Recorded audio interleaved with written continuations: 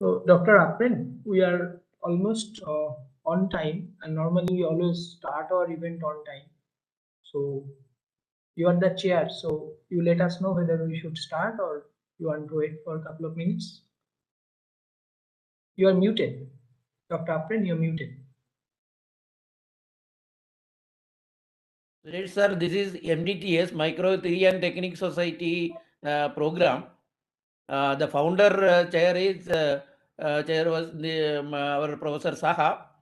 Now this year onwards, I am the chair for these 2 years, and this is the a series of lecture that anyway Saha will be giving us some brief details, and we can start 7:30. It's now itself we can start it. So I request Dr. Manoj to have the welcome. That's Dr. Aprin, let me just interrupt. Let the volunteers start with some housekeeping, and then we'll start format. Yeah, over to the volunteers. Thank you, sir. Warm greetings to all. Welcome to another L4 Learn from Leaders, Learn from Legends talk of 2022. This is Gopika, IEEE MTTS Chapter Chair of IIST Student Branch Chapter, your host for the evening. This L4 talk is organized by IEEE APS and MTTS Kerala Chapter in association with APS and MTTS Student Branch Chapters of Government Engineering College, Barton Hill, and MTTS Student Branch Chapter of Indian Institute of Space Science and Technology. The L4 series was initiated to offer a platform for budding researchers to meet and interact with the pioneers in the field. And today, we have a highly accomplished speaker on our dais, Padmashree Padmabhushan Chancellor IIST Dr. N Suresh, to deliver a talk on decision making and its impacts. With immense pleasure, I take the privilege to host this L4 session.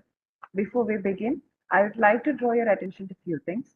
The participants are requested to use the chat box only for formal exchanges. We also request you to turn off your audio and video and maintain the same throughout the session. I would also like to inform you that the meeting will be recorded and streamed live on YouTube. Without keeping you all waiting, we'll move to the proceedings of the event.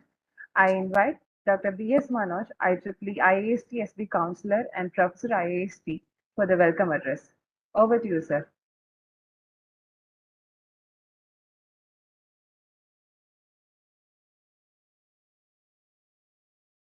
You're on mute.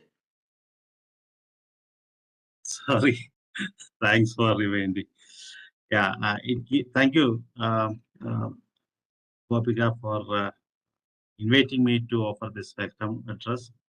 It gives me immense pleasure to offer welcome address at this August gathering because we have one of the very exciting speaker, Dr. B.N. Suresh, addressing us. So Dr. B.N. Suresh has been a source of inspiration for many of us in IIST. He has been the founder director of IIST and current chancellor of IIST, and moreover, he has been the guiding light for IIST. In fact, he recruited me as a faculty at IIST. So, despite his busy schedule on various things, various committees and various other activities related to ISRO, national missions and IIST, he has agreed to deliver this lecture to us. I have listened to him countless occasions. Still, I'm eagerly waiting for his lecture because it gives me something new every time when I listen to his lecture. I'm very glad to welcome you, sir, on this evening. We are extremely delighted to hear from you here. Next, I would like to welcome Dr. Javed Siddiqui, who has been a mentor to IEEE MTTS Kerala chapter from its beginning, IEEE APS Kerala chapter, and IIST student branch. And in fact, he is particularly close to me because he has been mentor for Dr. Saha. So welcome you, sir, for coming over here despite the time schedule difference. And I welcome you once again. Thank you so much. Dr. Aprin, who has been the chair of MTTS this year, he has served ISRO for several years. Now he has moved on to industry, leading a very large R&D team right here in the Trivandrum. So there are only very small number of R&D organizations in the private sector in Kerala, in Trivandrum particularly. So we are very glad that he has taken up IEEE MDTS chapter chair position despite his activities. Dr. IVN Krishnamurthy, he has been our registrar at IIST, and he has been a constant supporter of almost all of MDTS, APS, and other IEEE activities.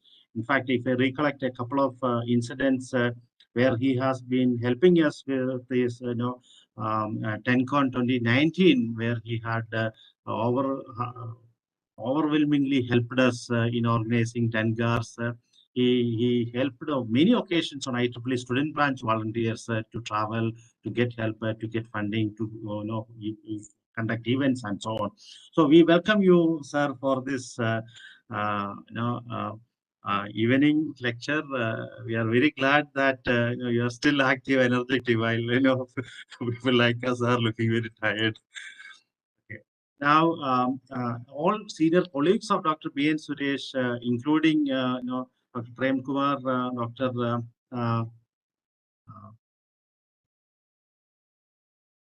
Yeah, I think I forgot his name. Hemachandran. Sorry, I forgot. Hemachandran, for coming over here and spending time listening to us, as well as interacting with us, as well as a speaker here.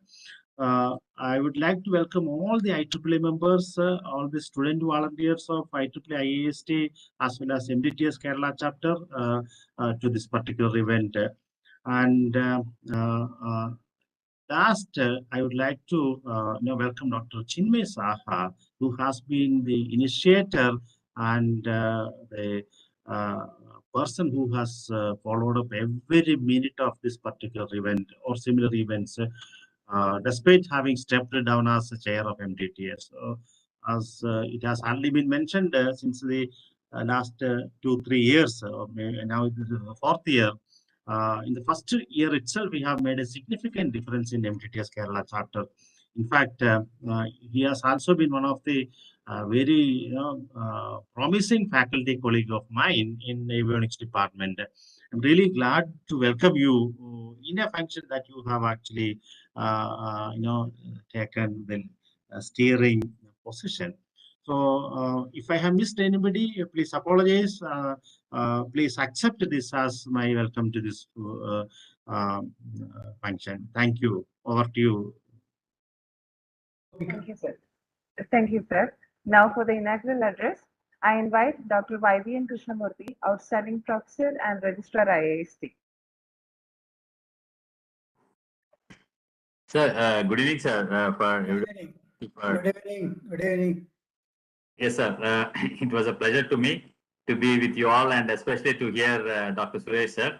In fact, for all the young minds of IEEE Thiruvananthapuram chapter, especially the students who are organizing this, it's extremely heartening to see so many of audience here on this evening. I only have very few things, especially, sir, Gopika, next visit to IIST, sir, you'll be also happy to see youngsters doing extremely good job. What we are talking about solar power from space, a first beginning. I think Gopika's work is the design stage has come through, and she's going to fabricate the prototype, at least to outside and inside also, how to transmit certain power to a greater distance is what we can see. So like that, a lot of young minds are there in this group, and your talk will be a great inspiration for everyone here. I don't want to take much time because we would like to hear our Chancellor sir's talk, Dr. Suresh sir's, and that will be very exciting. And thanks for the opportunity given to me to be with you on this day, and wish the program will be a great success and inspiring. And because the youngsters is the one who has to take decisions, and they also should know how it impacts. And that is where we are going to learn from Suresh sir. Sir, have a nice evening to everyone. Thank you once again. Thank you. Thank you, sir, for your encouraging words. We appreciate your support and efforts. I now request Dr. Abrail, MTTS Kerala Chair and former head of RF and Microwave Division VSSC, to address the gathering. Good evening, sir. Once again, all distinguished guests from ISRO, professors from academic institutions, and my dear students from all the branches of Trivandrum and those who are viewing in YouTube. So this lecture series we introduced considering a lot of factors by Dr. Saha. But specifically, we called Suresh sir because of the request we received from many of our students to interact with, they want to interact with ISRO legends. That's why Saha has taken a very keen initiative and organized this. That is the main reason, and it is the interest of the students as well as our interest also. So then it is just very glad to meet you again once again, sir. And your talk also we want to listen once again. And this is part of L4. In fact, I want to call this as L6. We want to add 2 more L's in this for your lecture alone. So learn from legends, learn from leader, and learn from luminary. So last word I want to highlight mainly because it is an inspiration. I think you inspirates, you change mind and change positive attitude, and this initiates lot of new innovations and new directions to the those who are listening to you, those who are following you, and those who are working under you. So this is my experience. I have one incident I want to highlight here also. You may not be remembering now. I think, sir, you started a strategic committee as Director VSSC. That is the committee of the Program Planning and Evaluation Committee. That is a separate committee given a lot of responsibilities. Until that time, we were always focusing on our own entities, and we are not hiding a lot of things. And you told us prepare independently and discuss all the pros and cons and negatives and positives, and how to improve the entity, and how to improve the total center. That was very positive attitude, and we were giving all these suggestions, and number of PPCs were there. Everybody was giving positive. Pardon? This and we were giving the suggestions, and you were implementing the good ones, and you were very keen to implement all those things which are and grow, making growth to the entity and go to the center. That's why I am telling it in space. Actually, that changes my attitude, because till that time I was thinking this is my entity. I should not say any negative of the entity. But you told us give the negative and positive. Negative is very important, so that once you identify the negative, then only you can grow. So that also I implemented in my life also. So that changed a lot. So thanks a lot to that, sir. That's all I want to tell, sir. Our students are very eager to listen to your talk. Thanks once again for coming and blessing us. Thanks a lot, sir. Thank you, sir. Thank you, sir. I now invite ex-director MCF Hassan, Sri Prem Kumar, to share a few words. Over to you, sir. Good evening, Dr. Suresh.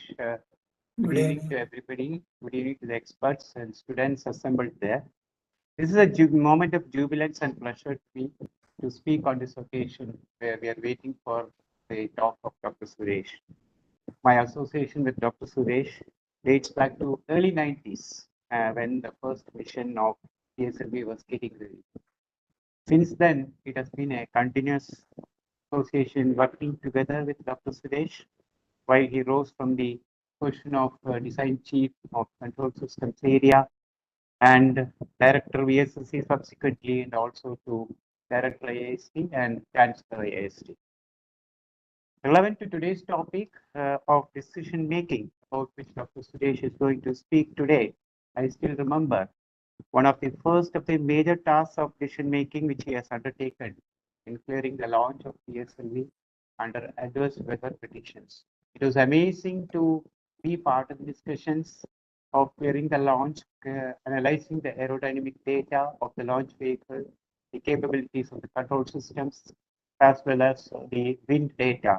And the launch was cleared after thorough discussions, and it went off well amongst the difficulties faced at that time, because one of the earliest launches of PSLV in mid-90s. Since then, time has seen Dr. Suresh in various capacities demonstrating his capabilities in decision making, and in various capabilities in at least over 100 of forums where I was also part of, and mostly related to launch vehicle mission clearances. His versatility in analyzing the different areas where launch vehicle systems existed, and right from the design as well as the implementation part. I was very fortunate to be part of his discussions and see the demonstration of his capabilities as a decision-making person. I'm sure today's talk on this topic of decision making, which Dr. Suresh is ready to deliver now, will be very exciting, informative, and energizing to all of us. And the moments which are going to follow will be enriched with his experience in his decision making process. This is just one of the talks that I have attended on the 4 areas where he has been an expert in, and I am very much excited to introduce Dr. Suresh and also felicitate him at this juncture. Thank you very much. Thank you, Dr. Prem, for inviting me to be part of this, and thank you, organizers, for giving me the opportunity to be part of this session and be part of the main introduction. Thank you. Thank you, sir. I now invite the founder and former chair of MDTS Kerala and L4 Activities Chair, Dr. Chinmay Saha, to the podium. Over to you, sir. Good morning and good evening. Good morning to the people who are connecting from outside, and good evening to all of you. I'll not take much time because this is not the day for me to talk. We all are eagerly here, waiting to hear Dr. N Suresh. As mentioned by Dr. Apren, he's not L4, he's L6, leader, legends, and beyond that. We are extremely proud, privileged, and happy to have a speaker like him in our virtual podium. And as I mentioned during informal discussion, we started this L4 talk series during the pandemic. We had several stalwarts and have conducted different kind of talks, workshop, conferences, panel discussion, etc. But today's talk is, probably above all the levels, because this is a talk which is philosophical, which is guiding, which is like a beacon for youngsters and mid-career people like me also. Just few informations I have to mention, because there are some people who are not from IEEE background. IEEE is the largest professional body of electrical and electronics engineers, having 450,000 members. And interestingly, Kerala section is the largest section across the globe. And we technically deal with Antenna Propagation and Micro Theory and Technique Society in Kerala. We are not a very large community, around 150 members we have.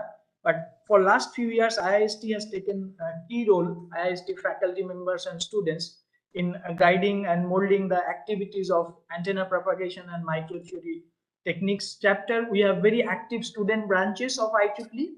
We have received several awards in terms of activities. Not only that, we have received technical laurels also. Almost in all conference, wherever our students goes, whether it is best thesis award or presentations award, normally our students get all those kind of activities. Beyond this, we are trying to do some kind of societal support also through some special wings of IEEE, that is for COPE, Committee on Promotion of Equality. We are trying to help the underprivileged section of the society. We have taken 2 projects to support 2 schools near Ponmudi in the hilltop to establish smart classroom in those schools. So with all the support from all the leaders of the society, president of the society, both from Antenna Propagation and Microwave Theory and Technique Society, and support from IIST, all our former directors registered present over here, Dr. YVN Krishnamurthy. We have been having a very successful journey in terms of technical activities and trying to give back to the society. And this initiative we started during the pandemic, and this is being continued. This has been published in IEEE magazine also, that this activity, and the society wants this activity to be continued for some more time. We are really privileged to have Dr. N Suresh, a national icon and international legends also, to have with us in this evening. Without adding anything more, I just want this session to start. Over to you, Gopika. Thank you, sir. Now I request Dr. Jawad Siddiqui, IEEE APS Sci Chair, Art&M Coordinator and Adjunct Professor, University of Alberta, to moderate and chair the session. Over to you, sir. Thank you so much, Gopika, and thank you, everyone. It's an honor and privilege to be associated with this event, and it's an honor and privilege to introduce an illustrious and guest like Dr. N Suresh, Padmabhushan Padmashree, and the Chancellor of the IIST. Such an illustrious personality do not need any introduction. Many of you know him through his accomplishment. Since it's customary, I'll read through his biography. Dr. N Suresh is presently Chancellor, Indian Institute of Space Science and Technology, Thiruvananthapuram, and Honorary Distinguished Professor at ISRO Headquarters, Bangalore. He was the President of the International Academy of Engineering from 2015 to December 2018. He was the Director, Vikram Sarabhai Space Center, Thiruvananthapuram. He took over as founder director of the Indian Institute of Space Science and Technology, IIST, in 2007. He was a member of the Space Commission for 4 years. He has contributed significantly for the design and development of Indian launch vehicle and has an experience of 39 years in this field. He's a fellow of several professional bodies, both in India and abroad, like Indian National Academy of Engineering, Indian National Science Academy, Astronautical Society of India, System Society, Aeronautical Society of India, and full member International Academy of Astronautics, Paris. He has made significant contributions in the international arena, like head of Indian delegation for the UN Corpus at Vienna, Austria during 2004 to 2007, and was elected as chairman of the United Nations Scientific and Technical Committee for the year 2006 from Asia Pacific countries. He has won several awards and honors. Prominent among them are the Agni Award from DRDO for achieving the self-reliance, ASI Award for contribution to space technologies by Astronautical Society of India, Distinguished Alumni Award from IIT Madras, Outstanding Achievement Award by Department of Space, Government of India, Lifetime Contribution Award in Engineering by Indian National Academy of Engineering for his significant contributions for space technologies, National System Gold Medal from System Society of India, Aryabhatta Award, highest award from Astronautical Society, the Karnataka State Rajyotsava Award for Science and Technology, the top award from Government of Karnataka, and the Lifetime Achievement Award from Karnataka State Science and Technology Academy, and Lifetime Achievement Award by ISRO, Government of India in 2016. He has also received international recognitions like Global Pioneer Award at Washington, D.C. for his pioneering contributions in system engineering by International Council of System Engineering. And he also won the IEEE Science Award 2020 in 2020 by International by IEEE USA for his outstanding leadership in developing space program and pioneering space technology. Recently, he was elected as a national member of prestigious National Academy of Engineering USA. In recognition of his meritorious contributions for science and technology, Government of India has conferred on him the third highest national award, Padmashree, during the year 2002, and second highest award, Padmabhushan, during the year 2013. And with this, may I invite Dr. N Suresh to this virtual podium to deliver a talk on decision making and its impact. Thank you, sir, for accepting this invitation, and the podium is all yours. Thank you very much, Dr. Siddiqui, for the nice introduction. Dr. Saha, who is responsible to invite me for this program, and I am overwhelmed by the presence of Dr. YVN Krishnamurthy, Dr. Prem, Dr. Professor Manoj, Dr. Prem, and many other stalwarts, the faculty members, more than anything else, my dear young student. I'm not able to see them, but I hope they are all available there. So when Professor Saha asked me that I should participate, and when I came to know that a lot of students will be there, wherever students are there, I feel always quite comfortable to really participate. And I thought it's better to share some of my experiences. So I told him that let me talk on decision making at its impact.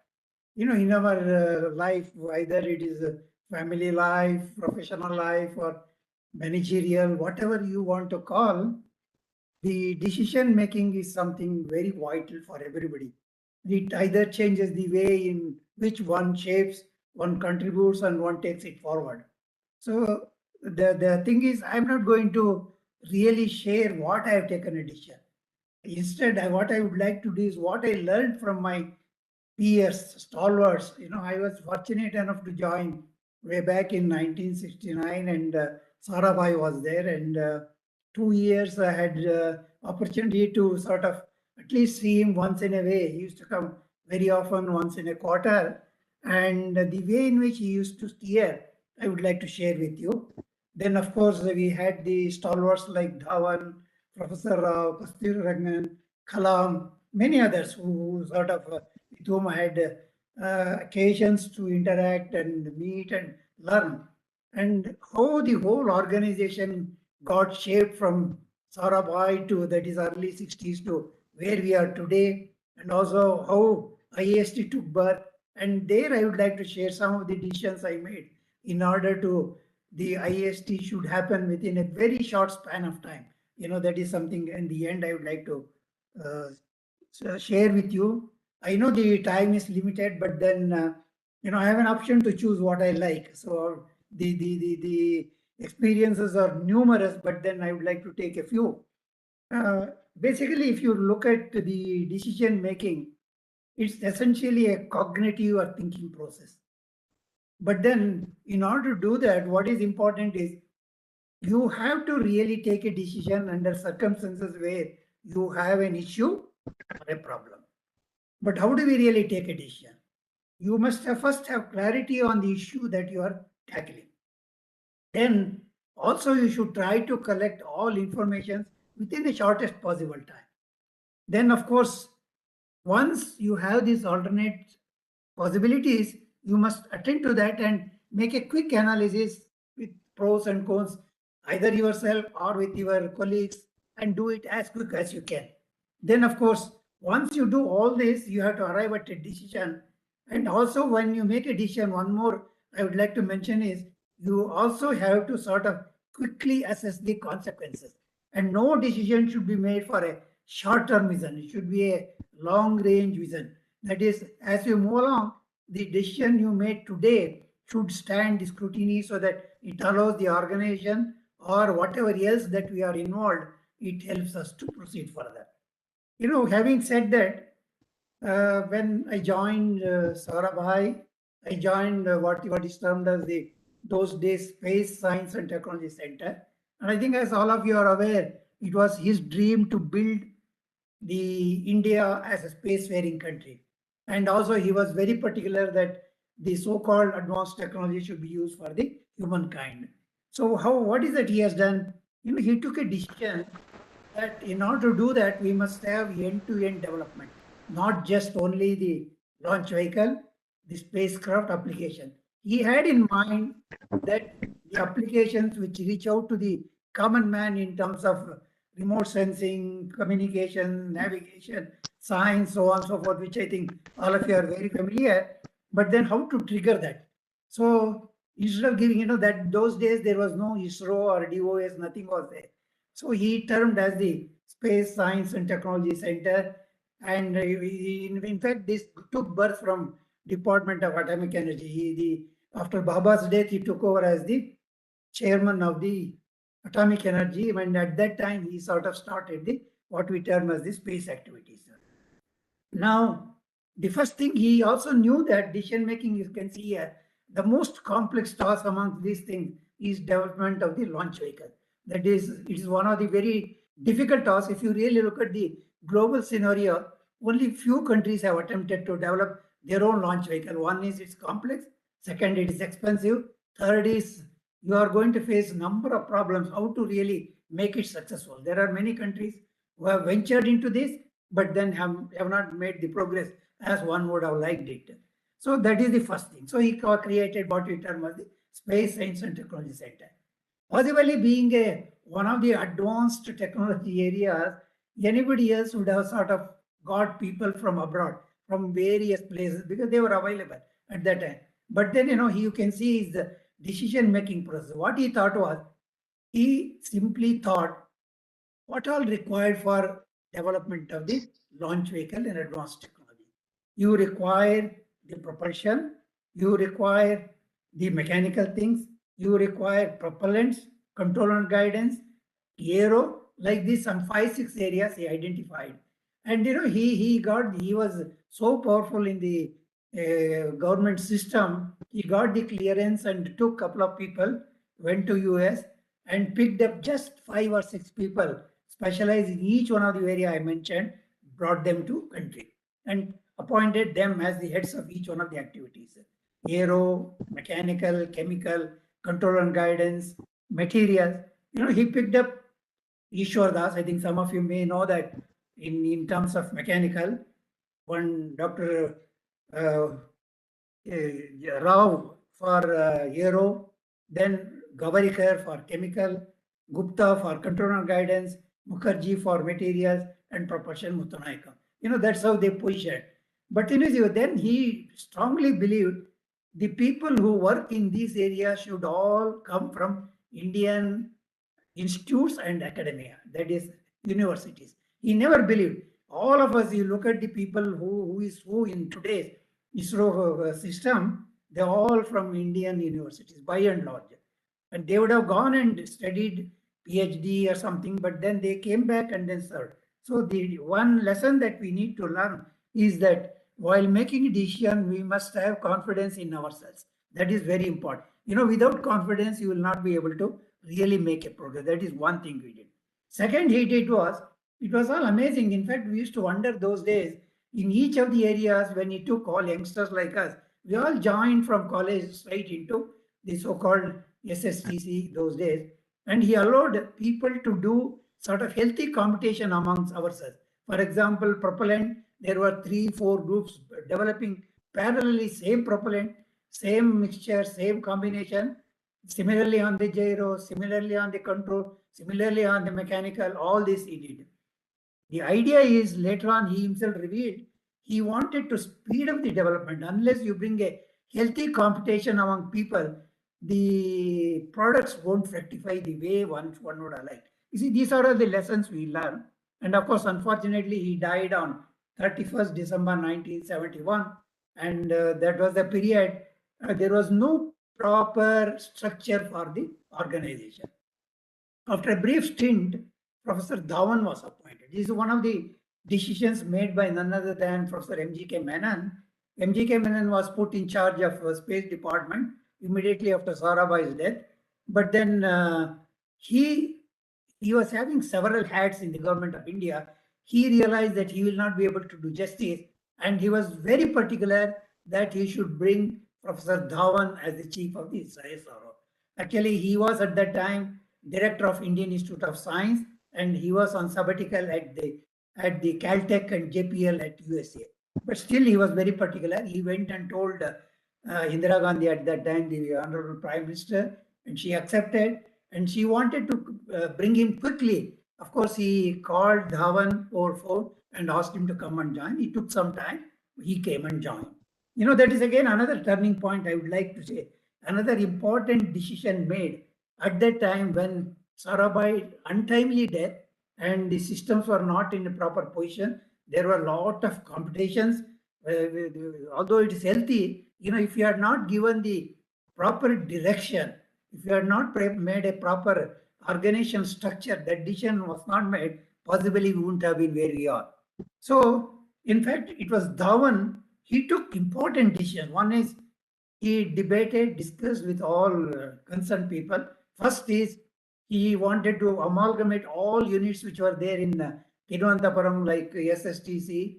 Then we had the fabrication facility, we had the propellant complex, we had Tumba equatorial rocket launching. So there were about 4 or 5 different units operating, and he wanted to all consolidate and make it as one launch vehicle leading center. It's a very, very important decision made at that time. And mind you, the 6 decades are over, nothing has changed. The Vikram Sarabhai Space Center continues as VSSC. The activities, what I mentioned earlier, they all continue to be as it was, excepting maybe it has grown by leaps and bounds, and rightly so it has to happen. Now, he gave a fantastic organization structure. Again, this organization structure, what he has created, I've been a witness to that all through this year. And it has become a very, very stable structure. It has withstood the scrutiny of time. So many directors have come and gone, so many chairmen have come and gone, but the organization structure, what was created at VSSC remained, and that continue to remain in all other centers. Although, many centers came subsequently. This is one of the important. Not only that, he also realized that in order to carry on this kind of important activities, be it launch vehicle, be it satellite, be it application, he decided to have what we term as the project. SLV3 was created, then Aryabhata was created. So even the facilities which were to be built to test them as created as the project. Why? Because one is project is funded, project has its own management structure, like project management board, project management council, so on and so forth. Plus, I think, he appointed people who run the core project. That means they are not only responsible, they are accountable. I think, even today, whether we are in Gaganyaan program or the latest, our satellite program, the structure has not changed. Any one of you can go and verify. It remains same. It's such a stable structure. This is what I term as the decision making. And I mentioned earlier how to really keep the long range vision. I think this only few people can do. I think some of our youngsters, you should learn how to really do that. So that's what he did. Plus, some of the important decisions he made was he also brought academia. We keep debating quite a lot, academia, industry, R&D interaction. I think that was brought by none other than Professor Dhawan. He brought it. In fact, those were the days where all academia used to participate in a review system. Review system introduced. Then, of course, from the beginning, the entire realization should go to industry. SLV3, even before we could do anything, all industries were brought. Walchandnagar Industries, Ramakrishna Engineering, L&T, so on and so forth, HAL. HAL was created, space wing separately. This is the vision with which one should do and take a decision. And all these things, whatever has happened, I think we really leapfrogged, and then it went further.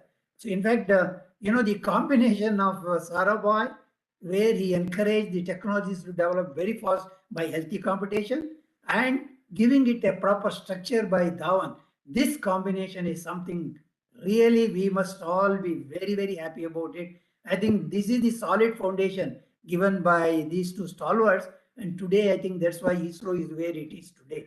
And one more important thing is, I would like to mention here before I move further, is when the project was formed, generally the tendency is you try to look for the senior most and then put them into charge, because otherwise there will be a lot of some kind of murmur, discussions, debate. But it was Dhawan, he thought, amongst all the people, he was not even anywhere near the names I mentioned earlier. And he picked up Kalam because he saw in him the workaholic and taking decisions again and able to sort of unify people. Man management was extremely good. He assessed all this and again took a decision to bring Kalam as the project director. It was a total surprise the day the order was released as APJ Abdul Kalam as the project director for SLV3. Something, everybody was surprised. In fact, a lot of discussions on, there were so many senior people and how can you pick up and how will you manage with so many people and all that. But then I tell you, that decision he made on that day, Kalam ended up as the people's president of India. See the long range vision, how he is able to pick up people. It's also another important thing. When you really take an activity, identify a person, how are you able to assess and take them and put it? Not just so and so is senior. So let us put them in the chart and then leave it. No, it was not that. So this is how it went on. And so in my opinion, the decisions made by Saurabh and Dhawan, lot more lessons one can learn and one can go on and on. But I would like to move further.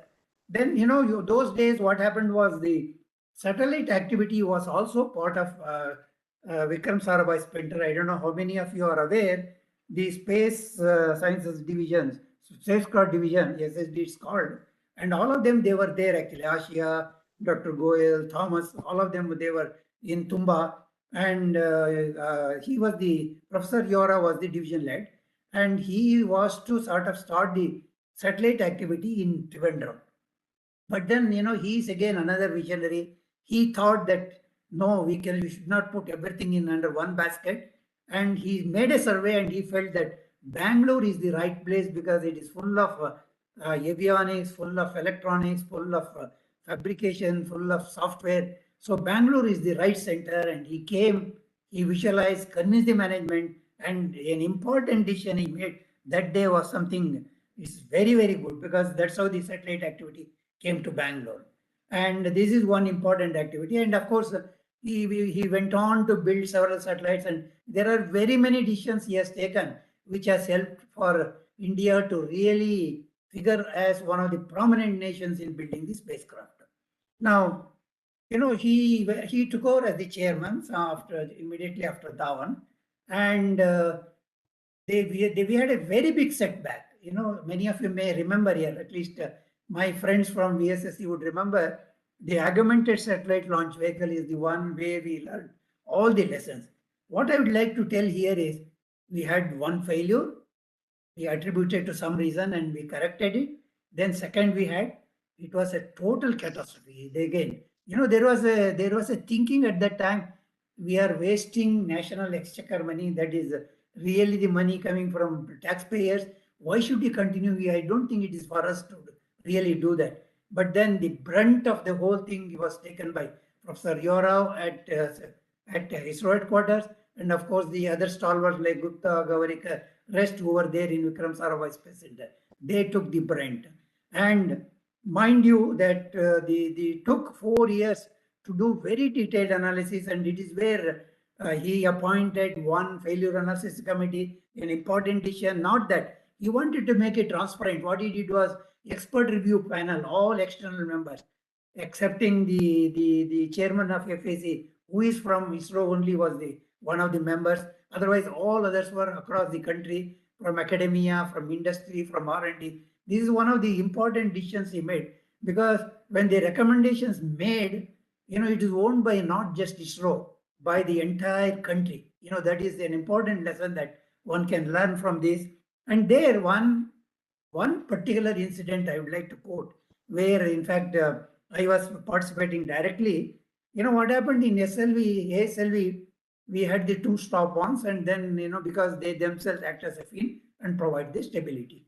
And when the second one failed and the analysis was done, very clearly it came out that in the other plane, that is in the yaw plane, you had the 2 stop-ons. In the pitch plane, there was no fin. It was debated earlier, and then we took a decision not to have it. What happened is, in this particular plane, it had a high instability. So there was debate, discussions, and the fins ought to be introduced. It's a very difficult decision. The particularly project director didn't want, because he says it involves another 2 years delay in launching. So I don't want. This is, we can sort it out. We found out what are the problems, and it would have been possible to sort of go ahead and still succeed, but then we wouldn't have learned many lessons. So that is where Professor Rao, in fact, wanted to take a decision not by himself, but by the entire community. What he did was, he asked us to do the analysis, detailed analysis, with and without fin, what it means to the system. We did an entire thing. And Vikram Sarabhai Space Center, we have a conference hall which can accommodate something like 200 people. And who is who in the country, they were invited, and we were asked to present. In fact, I only presented the entire analysis, what it means if we have fin, if we don't have, and under disturbances. And it took about almost 1.5 to 2 hours. Then we went round the table to ask, what do you think, whether we should have fin? Believe me that every person who is sitting in the hall said, sir, fin is required. We should go ahead. delay is not important. If we face third failure, then I think that is the end of our launch vehicle. We cannot afford to do that. There is nobody sitting on our head that we must pursue. This is how the decision was made. And he didn't take a decision. He came to the project director and he said, project director, you have heard everybody now. What is your decision? It was very tricky for him. And he said, sir, I think it's possible to have the launch without also, but having heard all this and everybody's opinion, I think let us go ahead and introduce the fin. That kind of decision making where it's called combined decision, I think everybody wants it. It has become very, very nice. It has happened. So this is one. Second is, the ability with which Professor Yorov used to take quick decision is amazing. And what happened, I think that after ASLE, we learned a great deal of lesson.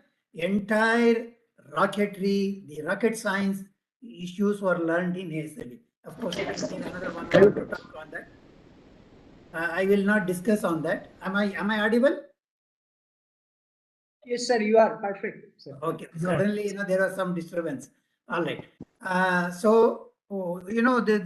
thing is, we learned all the lessons. We went for next operational vehicle, Polar Satellite Launch Vehicle. Of course, the first flight was ready and we went through that. And again, we got into problem. And this time the problem was in software development. And again, it was coming under my jurisdiction. And of course, Prem Kumar also was part of that. And again, a debate came and then he was very disappointed because as a chairman, to face the failure of such a big vehicle, something unimaginable. And he was very upset. And in fact, he called me to his room and said, Suresh, you have let me down. Is the word used. It is still ringing in my head. And I even today believe, yes, I was responsible. And what is that we have done is, we have done the simulations, but in the simulations also that problem has occurred. I will not get into the technical details. That won't be proper at this forum.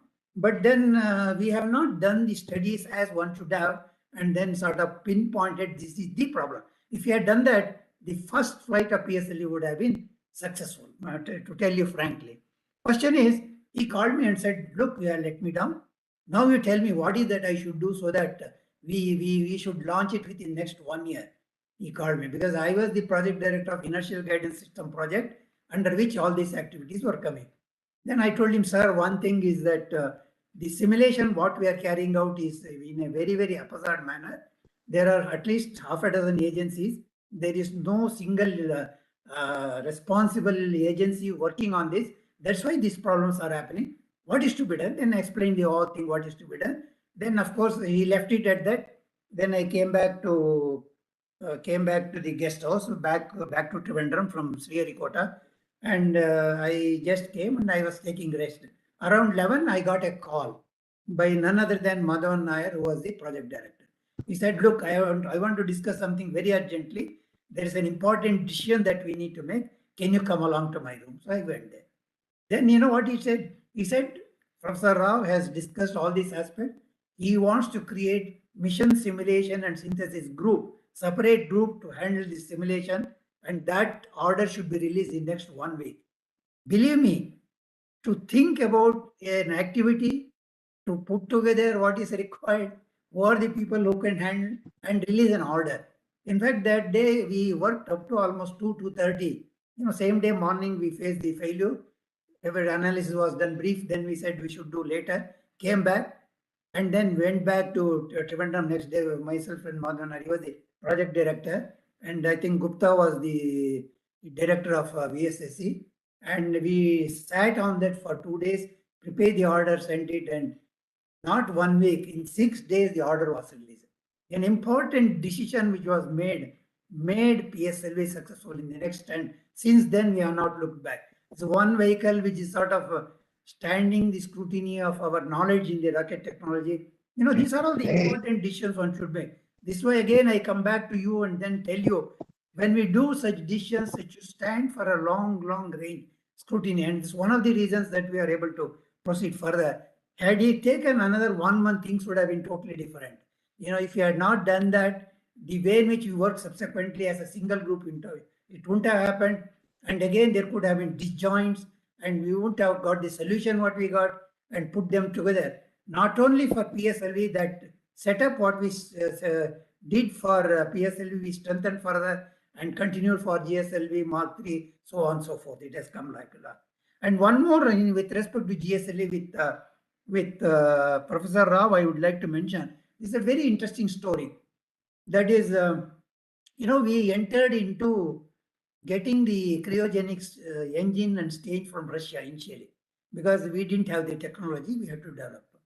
Now, all the discussion took place and decision was made, yes, we will get 6 stages from Russia. Initial 6 flights will go with the Russian cryogenic stage. Then, of course, with that time, we'll utilize to learn technology as well as develop our own indigenous. Same parallelly, when we ordered with Russia, we also initiated the indigenous development. It's another important decision. The buy or build.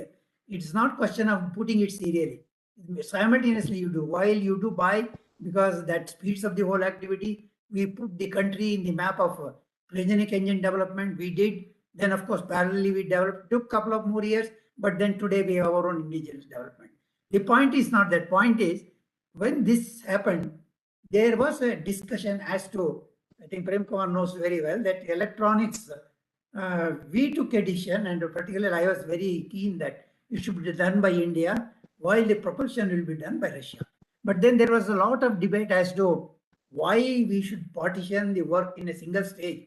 Then question is, when it's developed, the blame will come one or the other when there is a problem. It's true, it's indeed true. But then our argument was that if you do that, it allows us, because we have to interact very closely. They will ask questions with us, we will ask questions with them. We can learn a great deal of lessons. That's how it was. But then there was a big level meeting between the Russian chiefs and Indian ISRO chiefs, and headed by Professor Yorov, and Dr. Dune was there from Blau Cosmos, and it was and Jaimani was the project director those days, Ratnath Jaimani. And I had sort of briefed him very thoroughly. Jaimani, you must make sure a decision is made to have our own electronics. But then what happened was, he at around 8:30 on the same day, he calls me. I was at home in Thiruvananthapuram. He tells, Suresh, there is a problem. I asked him, what is the problem? No, Professor Rao is not agreeing. He says entire thing has to be done by Russia. Otherwise, we get into a problem. Now we have to do something. Then I asked him, what is that you want? No, he's still in office. Why can't you call and talk to him? Those days, there was a big gap between me and Professor Rao. And I was a little hesitant. He said, you call him, doesn't matter. You make an attempt. If it happens, happens. Otherwise, you leave it. Then I sort of took all the courage, then gave a ring. He took the phone. Then I said, sir, I'm so-and-so. What is it? Then, yes, sir. He just, yes, go ahead. For about 12 minutes, I talked. Possibly, he didn't utter a word. He didn't say yes or no or I was a little worried in between. I said, sir, are you there? Yes, I'm listening. Like that it went. And then he said, okay, thank you. He kept. And I was a little wondering what really happened. And the next day morning, around 9:30, again, Jaimani calls and tells, he says, I don't know what magic you did. He has agreed. And he came and gave a decision in the open meeting. Electronics will be done by India and the propulsion will be done by Russia. That kind of assimilating things in such a quick manner, what I termed as looking at the pros and cons, the long-term vision, all that he took, and he took a decision. In fact, I can tell you that helped a great deal for them to learn our electronics, for us to learn the cryogenics. It's one of the important decisions where it helped the technology to go further. Now, let me tell a couple of other stories. For example, Kasturanga. There are many incidents, but then I'm trying to look at the watch and then see that I can contain the presentation within the time. In GSLV was getting ready, and it was again Russian cryo stage. Then we had the 2 burn sequence. That is, it burns once, then cuts off, then of course it attains the altitude. The advantage in that is you get the very good payload capability. But then also we had read that always this kind of liquid systems, they either succeed or fail depending on the ignition that's coming. Particularly cryoignition is very complex. We can discuss maybe if you are interested in the question and answer session. But then he wanted to remove that one failure possibility. So he took a decision. We will have only one burn. But it is just 1 month before the launch, and he mentioned it to Madhavan Nair, who was the Director of VSSC, and he called me. I said, no, sir, not possible, because we have done everything, software evaluation. I think many of you may know is very, very complex. It's called critical software on board, mission critical software. And to change at the end, it's a huge file. How do we change from 2 burn to single burn? It involves. But then he said, I communicated, then he communicated. Then Kasturarangan called and he said, look, I want to discuss with you. Can you come along to Bangalore? I came Bangalore, discussed for it. He said, no discussion. I want single burn to be implemented. You do what you want, but launch date also has to be maintained. Maybe some 2 weeks, 3 weeks we can accept. Otherwise, I would like to go. He gave a decision, and then that's where the matter ended. But then we came back and we took in the right spirit. Every day morning we used to sit and all concerned people discuss for 1 hour. We worked 24/7, 1 full month, and modified, corrected. It went all right.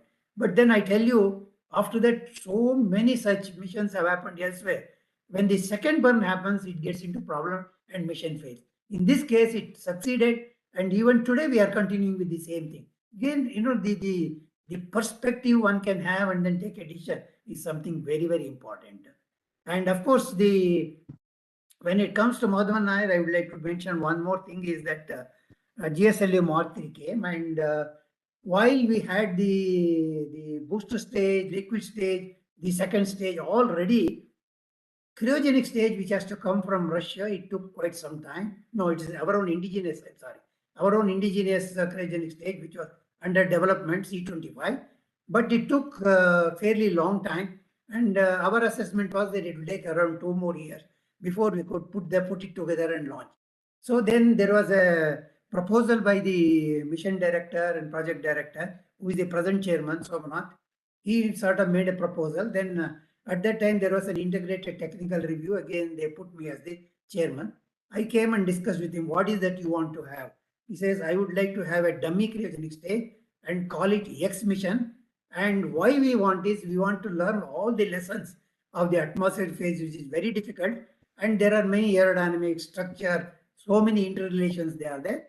Then, there was a huge committee of 50 members drawn again from R&D, academia. It's all India committee. And we deliberated 2 full days. And at the end, of course, we forced the decision. Yes, we should go for the X mission.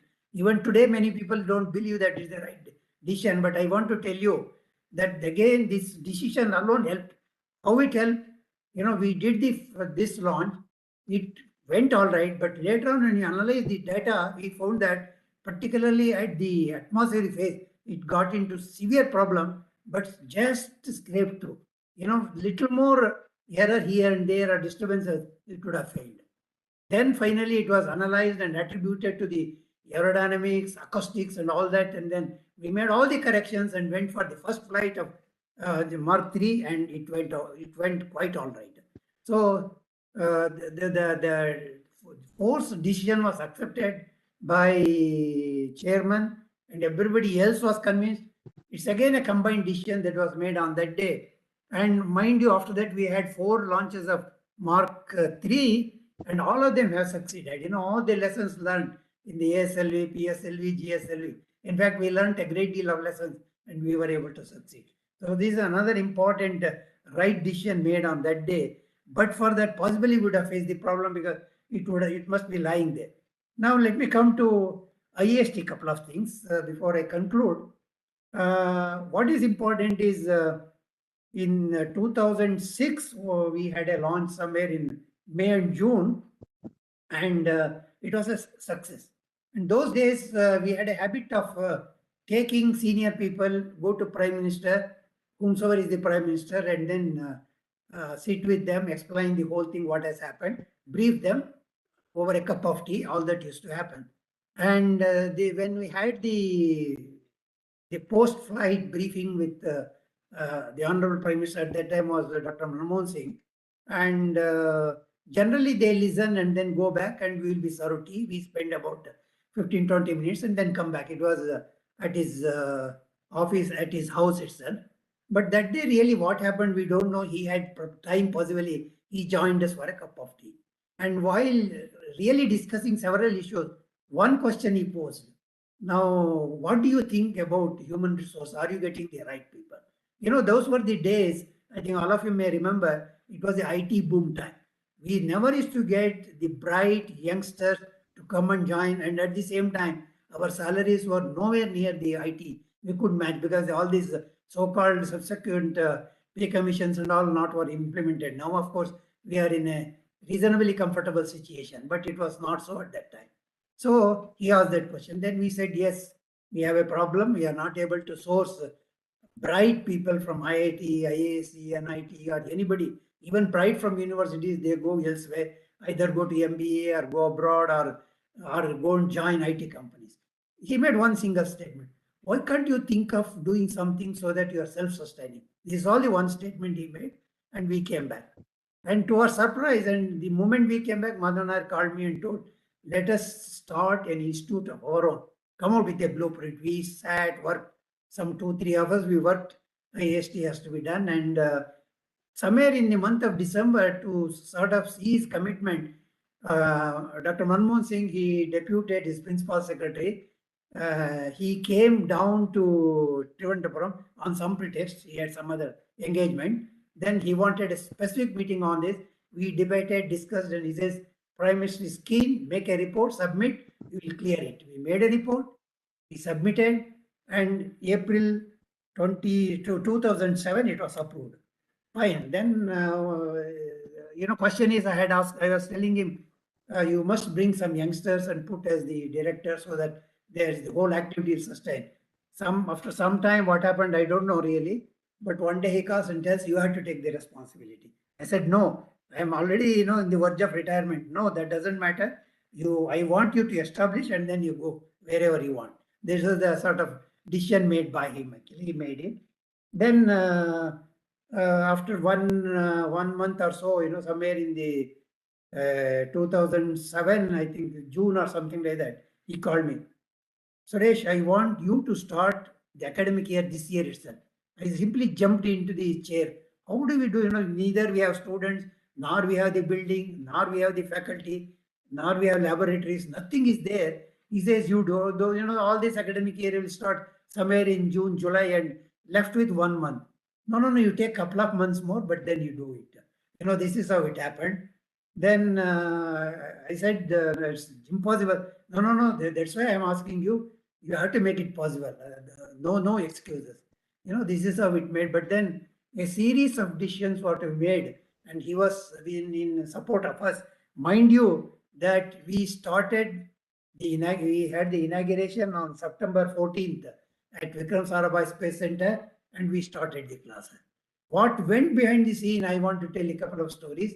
One is, this is an important decision that made. In fact, we started upfront. So that's why we are able to reach where we are today, even in IIST. And the first thing I did was I looked at the space, nothing was there, but we had created the training center for VSSC with 3 classrooms and the other paraphernalia and some hostel and all that. We had done that. And I was fortunate because at that time, when I took the responsibility of IIST as director, I was also holding the Director of VSSC parallelly. So both the posts I was holding. So it became a lot easier to make a request to Director of VSSC and Director of VSSC agreeing. So we took a decision that the training center will be given for starting IIST. It is in the 70-acre area. I don't know how many of you are aware of that at VSSC campus. And then we converted. Then I called the group head training at that time. And I told her that, look, we are not going to give you another 2 to 3 years. And you continue where you are. And if you want something more to be done, we will fund it and you do it. Afterwards, whatever you establish, we give it to you and then go. One issue got sorted out. Then question came, how to really get the laboratories for that. Then I asked one of our colleagues, Dr. K. Nainan, to do the survey in Thiruvananthapuram and have a tie-up with, we signed with, they did a 1 month's time survey. a committee was formed, and the engineering college, the Trivandrum Engineering College was we signed a MOU with them to have the practicals beyond regular hours. It will be somewhere in the evening, and they agreed. So similarly, on the science, one of the prominent private institutions, we signed there, so that issue got sorted. Next question comes, how do we really get the curriculum? Curriculum becomes another important area. Then Professor Natarajan, who was the chairman IIST and a good friend of mine, because we had a lot of links in INE, I called and requested him, can you chair this and then help us? Because he was the director of IIT Madras for a long time. So we made use of him, and then we brought the committee, so 2-3 sittings, and then we said, let us not frame the syllabus for the entire 4 years. Let us frame the syllabus only for 1 year, and you have the experience, let us do that. So that is put in place. We did that. Then question comes faculty. The faculty, if you want, we announced the date of the 14th September. How do we do that? Question came, how do you get the faculty? Then we sort of analyzed and looked at it. What are the areas you require? One is you require the science areas, and maybe one in electronics and one in aerospace. This is how we worked out the number of faculty members that are required. And to tell you frankly, that we had one in June middle and one in July 3rd week. And we arranged the interview in Bangalore because it is easy for us to attract people to Bangalore rather than to Trivandrum, coming and going. Sometimes they may not come. And one more decision we made at that time was, not only we interview, we tell them to stay back and tell all of them to come and report on 5th of September to Thiruvananthapuram. Mind you, this 2 days exercise when we did, we got the faculty that we were looking for. In fact, very often it is told in a lighter vein as the group of 17, G17, I think. I'm sure our IST friends will know how it is termed, and all of them, they came and joined on 5th July. This is the story behind that, and we were able to sort of take such kind of quick decisions, and able to do that, we were able to progress. And while we did, we also at the same time, took another important decision that we would like to create as the really world-class institute, and then create on one of the hill stations. Of course, we went through the right royal way of public tender and all that, and then finally Ponmudi was identified, and then we bought outright, paying the money amount and all that. For various reasons, either political or whatever you call, that was nulled, saying that it ecologically fragile land. While we did that, we also had sort of prepared the master plan with at least half a dozen people. We wanted to give a turnkey contract for the entire, and then that was abandoned, again back to zero. All these contractors, they said, no, we can't now meet your deadline. It is impossible, because we wanted to have a deadline such that when the 3rd year comes, we move to the new campus. Otherwise, you have no way you can handle. We had 3 sections, that means 3 classes, 3, 3, 9, and 12 classes you require. All facilities required for different disciplines you have to establish. How do we do that? Then question is, we have to sit with them, convince them, whatever you have, you transfer here, but transfer it such a way you take care of the topography, and we did all that. In fact, that took a long time, but then, it's not that simple, this kind of decision making, because although you have to satisfy the pundits from administration, pundits from accounts. They will have 100 questions to ask. Why you are doing that? What is the reason? All that. It became a very, very tough job. But then I think we were able to convince all these people. Ultimately, what you see as Waliamala, because we couldn't get any place anyway. Then this land where IIST is there, it was belonging to LPSC. So one day I walked into chairman's room and told him, sir, we are in serious difficulty. We already announced, what do we do? Then question came that I said, look, there is enough more space behind the LPSC, we will get it. Then question is, we went to government asking for 100 acres of land.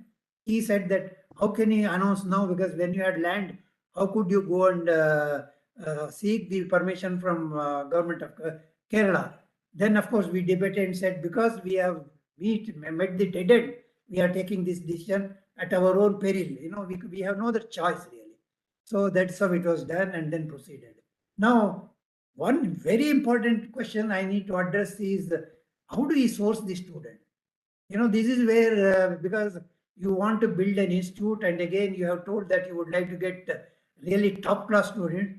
We entered into some discussions and agreement with IIT system, IIT JEE main, IIT JEE advanced. Yes, we went and discussed with them. Initially, they were very reluctant because no, this is a very, very closed system. You cannot enter just like that. You are now starting. You don't have anything. How can we agree? Then, of course, being in ISRO, ISRO had the cloud to really convince, and we convinced them, but with a condition that they said that all our counseling will be over. Only you can pick up people from left out. Then, I told it's not a big deal. In my opinion, all those who appear for the exam, each one of them is bright in its own right. And one who gets ranked 10th today may get 1,000 next day he writes the exam. So let us not worry about that. We will source it. So it was agreed. Then we announced. Then there were a number of applications, after the counseling. All that was done. Question comes, how do we really counsel it?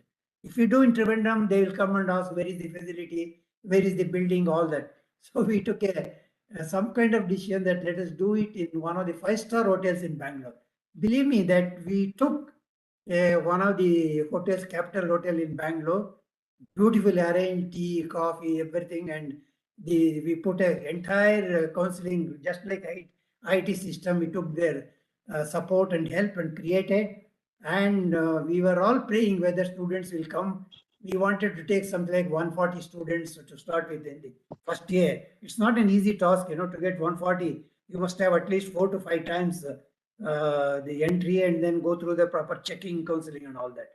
And that day we went, all of us, and to tell you frankly, by 10 o'clock we were all quite satisfied. That hall, we had put about 500 chairs, it was full. And at the end of the day, in our 140 was filled. What we did was, we sort of gave a lecture of our vision of what we are going to do. The master plan already was there, we presented. Then we gave our own directive by such and such time we will put it. And then you will have an opportunity to visit ISRO laboratories. You will have the opportunity to work in ISRO facilities. And also, you will get a job assurance in ISRO. After this, you will be observed 100%, all that will. And of course, chairman gave the challenges that are ahead in ISRO. All these things were done. And that day we could go and have a nice sound sleep actually. And we had one more fear, that what would happen if some of them want to come and see in Thiruvananthapuram, what do we do? Then, the at least half a dozen parents came and told, can we go to Trivandrum tomorrow? We would like to go and see.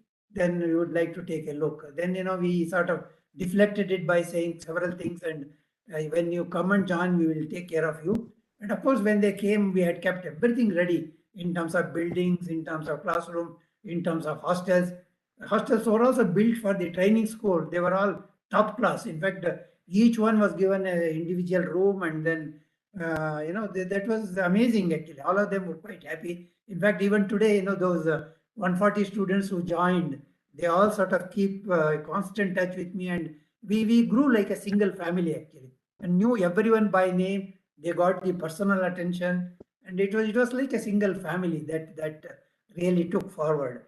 Of course, since then, it's history, how we moved to second. All I want to tell you is that many decision making, be it an organization, be it your own career, or be it building an institution, I think one must sort of look at all possible aspects, the repercussions, and look forward and taking risk. Certain times you have to take risk. Without taking risk, you will never be able to succeed.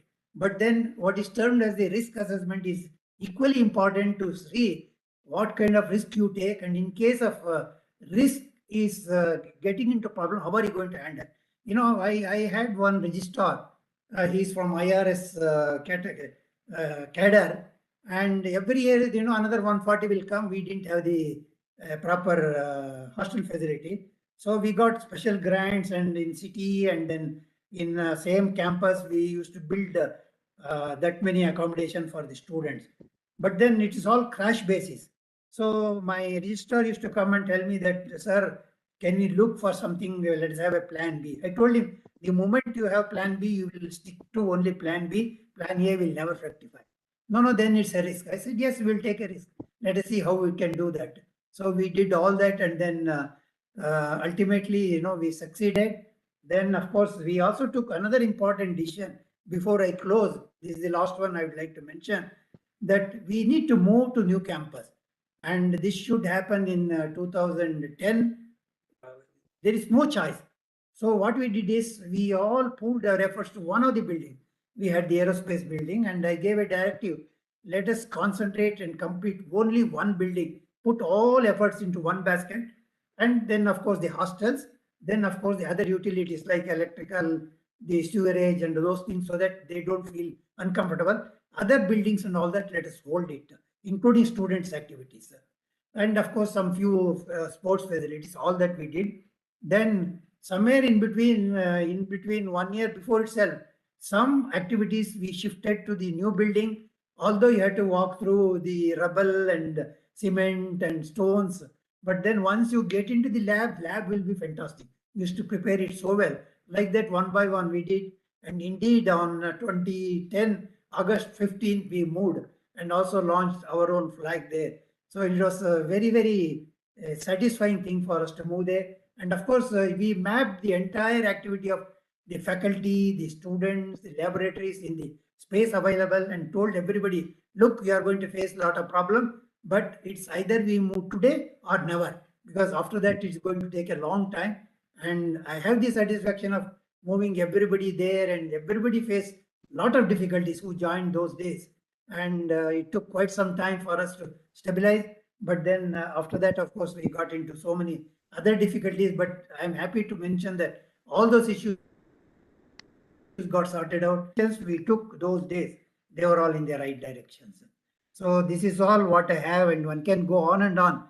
But I'm looking at the clock. I think we have almost reached that 40 minutes time, and I would leave it to you to have any interaction which you like or any questions you may have. Thank you. Thank you very much for your presentation. Thank you very much, sir. That was such a valuable insight, and with the function, with such anecdotes and background stories, so important for the younger generation, for every one of us to know, to learn, from your experience. Your journey has been tremendous, and I'm sure it will help the, like all the audience who are here hooked onto this to this lecture today. May I open the floor for questions, because I cannot see anything in the chat box right now. Okay, there's one question from Arjit Mitra. So what is your advice, suggestions to all youngsters who are either working or planning to join the space sector? They should join for the simple reason, all said and done, the space is one end of the spectrum in terms of science and technologies, and it's very, very challenging. And number one. Number two is so much more has happened in the last 5 decades, and so much more on the anvil for one to carry out, like Gaganyaan, then of course recovery, then reusable launch vehicle, trying to reduce the cost, then many more interplanetary missions to study the universe.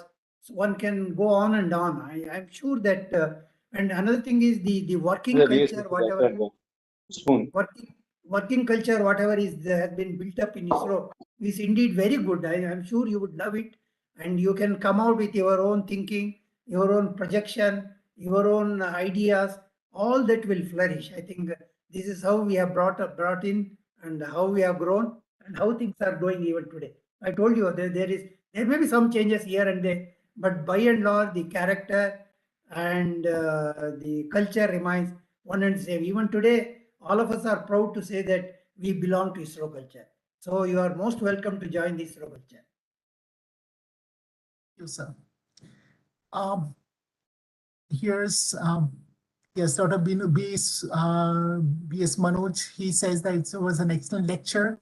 How do we take suitable decisions on matters where we have dilemma, like confusion about the outcomes of our decision? Yeah, that's a good question. Obviously, I told you always dilemma is part of the decision.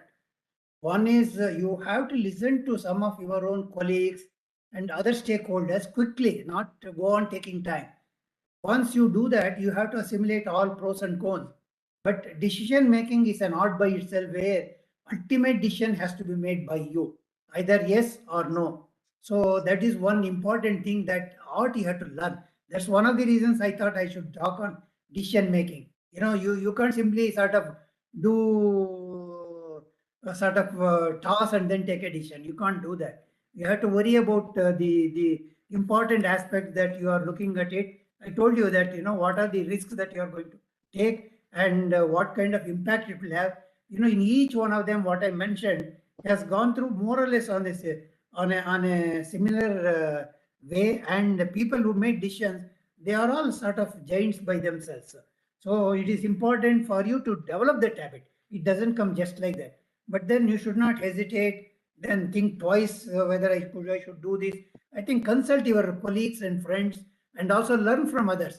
We have enough and more experience on various things elsewhere in the globe and world.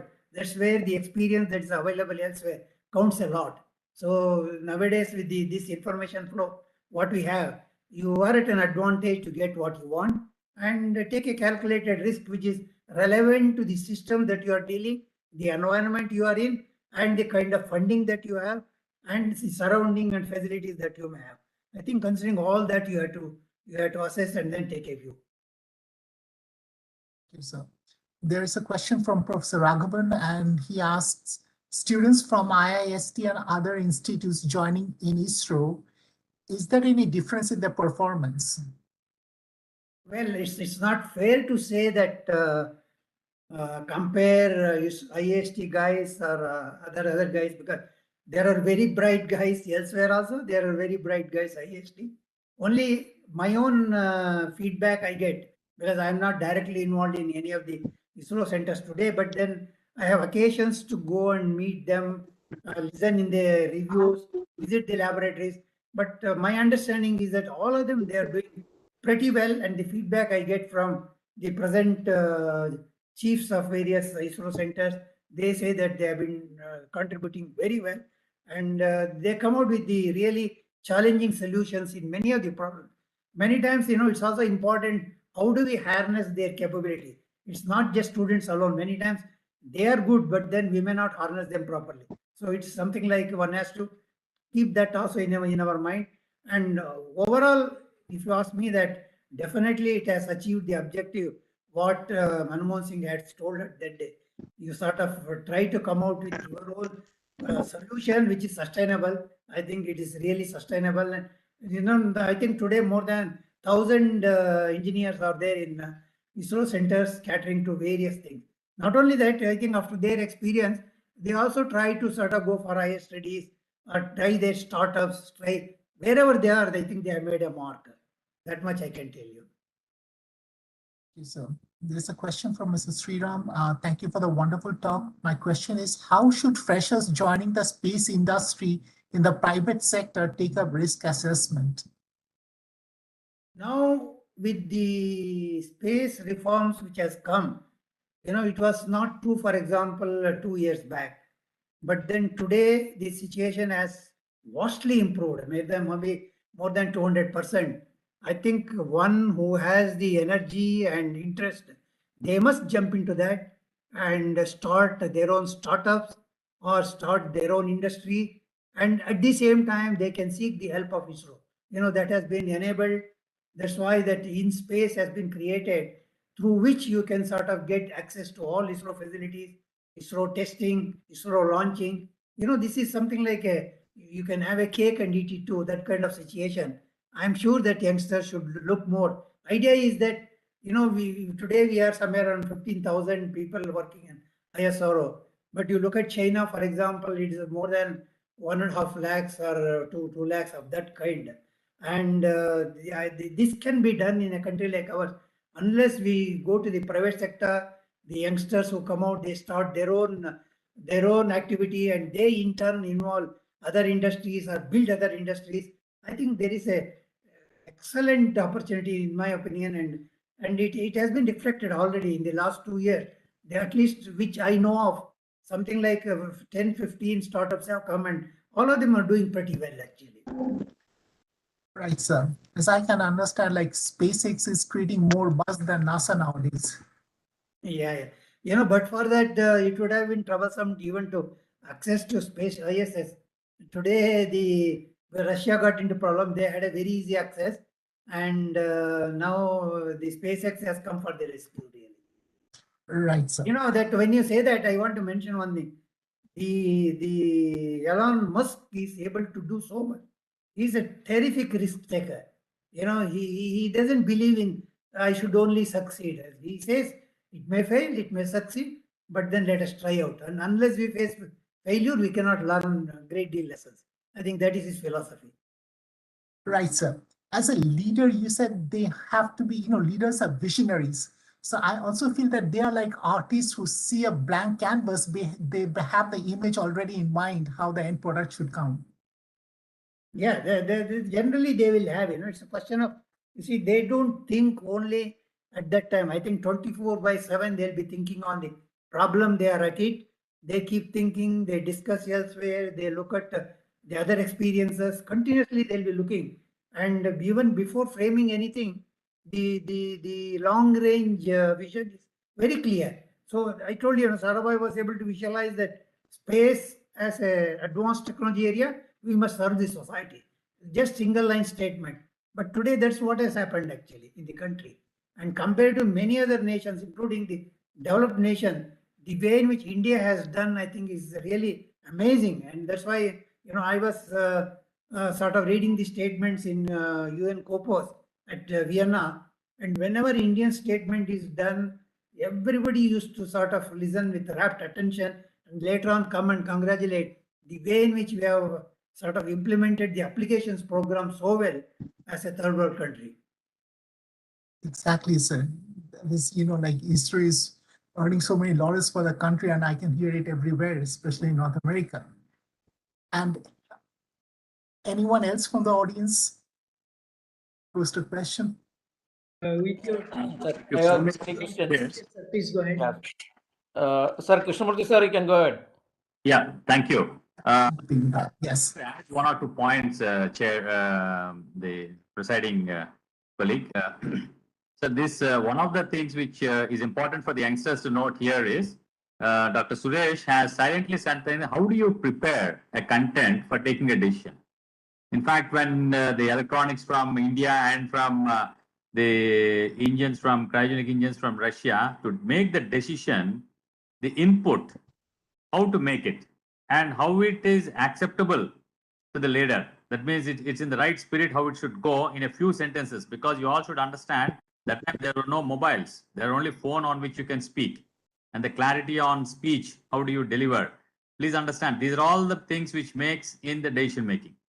And that is where we all have to, where Dr. Suresh also was cautioning that how do we prepare ourselves? How do you observe? How do we listen to things to come to certain conclusions which can derive a decision making for the people who are on the head. Sir, another decision of, say, which you will also concur, MGK Menon's decision to see ISRO is in Bangalore.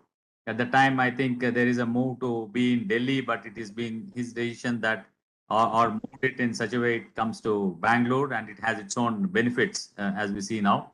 And the IISTs, because now you have placed me in IIST, I can see very clearly the decisions what you have taken, the output globally also, how they are able to withstand and get the awards at Caltech. That means it's a globally, they're able to represent themselves best, and also making an InspireSat or other type of small satellites, which are very successfully. And other day you are I hope you are very happy to hear how the students were explaining to you about the satellites and the ground stations which they have established. So this has all gone in a long way. I think you made seeds. That's all the youngsters should know, that whatever seeds which you make as a decision process, it helps generations together. And especially an educational institution like IIST is not only the students which get benefited, but also from where they come from. The word of mouth which goes makes a lot of difference in the society. That's most important. What Vikram Sarabhai wanted is how to reach society is applications. But then how do you understand that there's a potential and we had to go for this kind of an education in a space segment? That makes a lot of difference in the socially and the grassroots level. That's where only two comments which I wanted to make, sir. Thank you for this opportunity. It's a great learning for me on many new things which we never knew because we joined a little later than Dr. Suresh, sir. Thank you. Okay. Thank you, Dr. Krishnamurthy. Very valid points stated. And Dr. Aprin, I think you wanted to ask something. Yes, sir. These are only some recommendations only. Some your opinion only I want, sir. I consider this decision making as an intellectual and managerial and entrepreneurial art. Based on that, so the first question I want to tell is, in the decision making is the confidence of the decision maker. So how it percolates from the top to bottom? No, basically you must give some kind of freedom to people. You must not be doing the spoon feeding, then sort of bring fear. Some decisions may not be right. It's not that I have made decisions which are 100% right. There are quite a few which have gone wrong, but then I think the leaders who are really managing things should give that kind of freedom to them. Then only that culture will come in a person to take a decision. Number one. Number two is consultation process is very important. No decision should be made individually. Then that's why I said you have to look at the pros and cons and the various alternatives. But at the same time, you cannot go on discussing, and then take time, because quick decisions also are important. Otherwise, you lose time, then it will create a problem. Third, I mentioned that whatever decisions you make, you also sort of do some analysis. What is the sort of consequences it may have? Suppose it is, coming out successfully one scenario, partial success is another scenario, failure is another scenario. How we are going to handle, how we are going to sort of face it. I think to that extent you should be prepared and then of course face it. There is nothing straightforward in this. Nobody can think that whatever decision one makes will become successful all the time. The failures are, even we look at our own, we have faced lot of failures, but in the same thing, we can learn a lot more lessons also. That is important actually. And one more important thing I would like to make here is the decision should be fair, not only fair, looks to be fair, and we should not take any biased decision. I think many of you would have observed that when we sit in our mission readiness review and all that, many times when you go through the discussion process, sometimes what is emerging out of the churning, that decision may be totally 180 out of phase with what the concerned person thinks. But then you should be bold enough to take the right decision, which majority of the people have the opinion and they have convinced you that that is the right decision. Sometimes people don't do that. No, don't worry about this, is the right thing. And they force their own individual thinking as the decision. The moment you do that, the confidence level goes up and it will become chaotic. So these are all, there is no hard and fast rule on any of these things, but we have to cultivate this, listening to people carefully. That's one reason I think in many of the review systems, many of the decision making, many of the managerial forum, I think you have to have full attention and learn from each one of the decisions, how it is made and what is its impact overall. There is, you cannot conduct a course and then get a degree in decision making. It's just not possible. Yes, with kind permission from chair, I just want to have a quick, very brief question, which is related to N Suresh sir's talk. So as we grow professionally, two constraints we face. One is the time constraint, another is the man management. As we grow professionally, we have to manage more and more number of people, even as a faculty member. So what is your advice and suggestion on this? How to effectively manage the time, because we become more and more busy with teaching, research and many other things, and how to manage people who are with us. No, both are important questions. As far as the time constraint, I don't believe that word exists at all. For the simple reason, I think what we need to practice ourselves, at least what I have been doing, there were situations where, I was holding VSSC Director IIST, which was about to start, as well as I was the sort of program coordinator for the International Astronautical Congress in 2007. All three were very pressing demands. What you need to do is every day when you get up in the morning, first you have to list down what all the tasks I should do, assign the priorities, and take those prioritized jobs. That's it. Because some of them can wait, whereas you sort of start doing the least priority item first and then don't attach importance to the highest priority task, you end up with the problem. Then, it's a point of no return. That should not happen. I think this is one thing everybody can practice. Every day you should sort of make your own analysis, which I used to do, even today I do. So what are the various important things that I should complete before I hit the bed? That is one thing. Then men management, I think we have to take everybody into confidence, no matter how good or how bad, because I don't believe there are bad persons. I just always believe there are people with different capabilities. So it's like trying to put a square peg in a round hole. That's no good actually. You must understand what is the capability of a person and try to harness that. The moment you do that, your men management becomes smooth. I have never faced anybody. And second thing is, if they come and criticize, listen to that carefully. They have a point. Then after listening, either you accept or reject it. Nobody is pressing on you that you accept or reject. Okay. So, but you don't sort of shout at him and tell him that nicely, yes, you have given a very good point. Let me think it over and then act on that. Okay. So that that guy gets satisfied, and later on he will come to you again and again. The moment you criticize, then you sort of shout at him, then don't give appointment to that guy, it will be counterproductive. This is how one must learn certain things to handle people. And as long as you are able to find the strength of a person and harness it, I think you can do men management without any difficulty. Everybody is good in something or other. You sort of look for it and assign to them. They'll become more productive actually. This is one thing I learned from none other than, I didn't have time, Professor Yashpal. Professor Yashpal made me this advice when I was appointed as the director. He told two things. One is, the academicians, they are individuals. They work in compartments, and they like we do a teamwork. We do work together. Not that everybody does, but by and large, the temperament is like that. But then you sort of take them into confidence, know their strength, and harness and utilize for the organization building. Then they will contribute. You will get the benefit, and they will also do well in the task they are assigned to. Because once a person feels happy, pleasant, they will do much better. This is one thing. Second, as far as the students are concerned, in fact, we did in the first or second year, you try to look at the talent of the students. I think even in the curriculum, national education policy allows us to do that. Suppose I am good in photography, why can't you encourage to take that photography as one of the optional subjects? Even credits you can give, nothing wrong in it.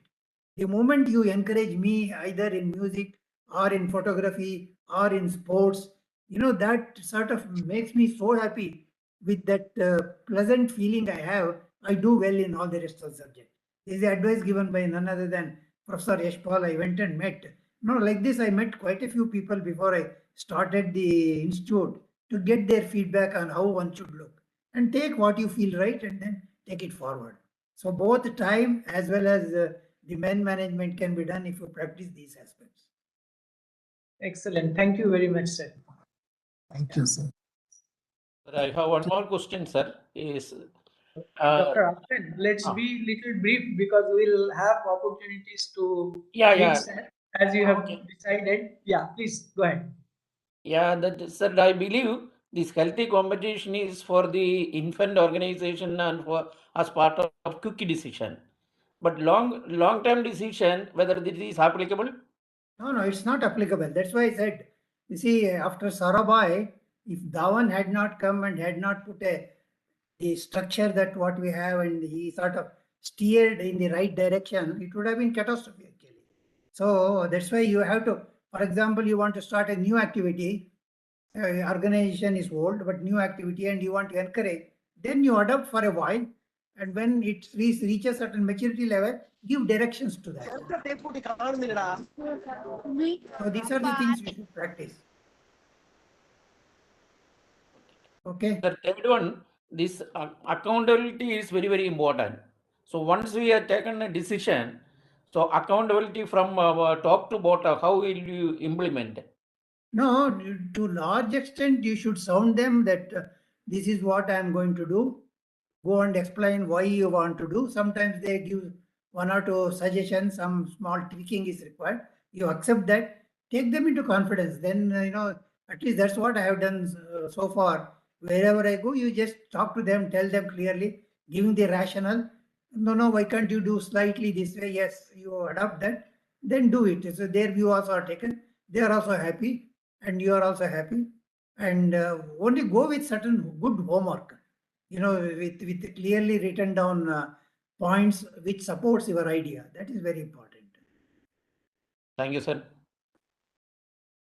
Thank you very much, sir. Anybody else? Question? So thank you so much, sir. It was a privilege and honor to listen to you, and it was my privilege to chair this session. And it has been,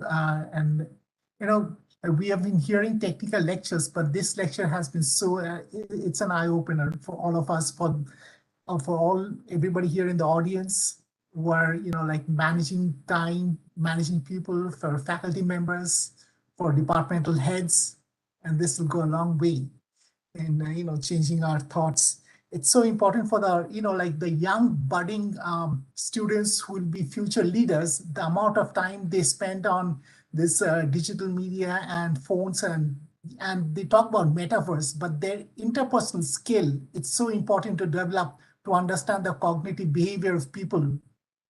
And I think that has to be, like inculcated in the younger generation. Yeah. And with this, can I hand over to Professor Shah and Dr. Aprin? Yeah, I think we have a little formality left. Over to Gopika to declare on that particular part. Dr. Aprin, you want to add anything? No, we can conclude. Gopika can take it forward. Yes. Thank you, sir. Thank you, Dr. Siddiqui, for sharing the session. Now I request Dr. Chinmay Saha to present memento to Dr. N Suresh as a token of our gratitude and appreciation. Sir, we have prepared a memento which we want to hand over to you in earliest opportunity that we get. Okay, so, thank you. It's my pleasure. Thank you very much. Kindly accept this and we'll. Yeah. Thank you. Thanks a lot. Yes. Good. Thank you, sir. Now the formalities of the session are coming to close. Before we wind up, I request all the participants to switch on their videos for a virtual photo shoot.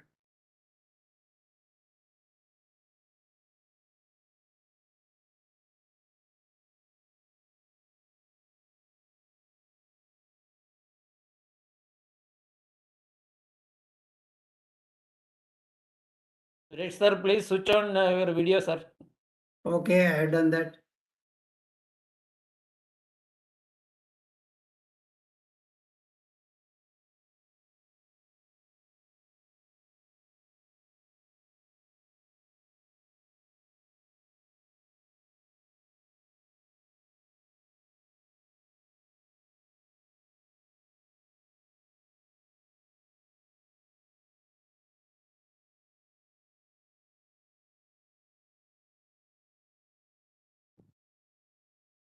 If you want to be part of newsletter or magazine, you must turn on your video.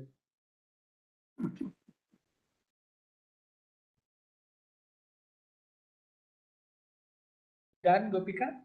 Yes, sir. Thank you all. Now to deliver the thank you, sir. So now to deliver the vote of thanks, I invite Sri Arjat Mitra, IEEE MTTS Kerala Secretary, Scientist VSSC.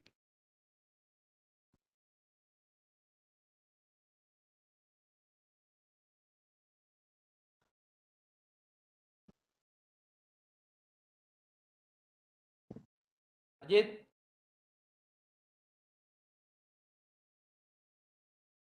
If Arijit is not there, I think Dr. Apren, you can propose the vote of thanks and conclude.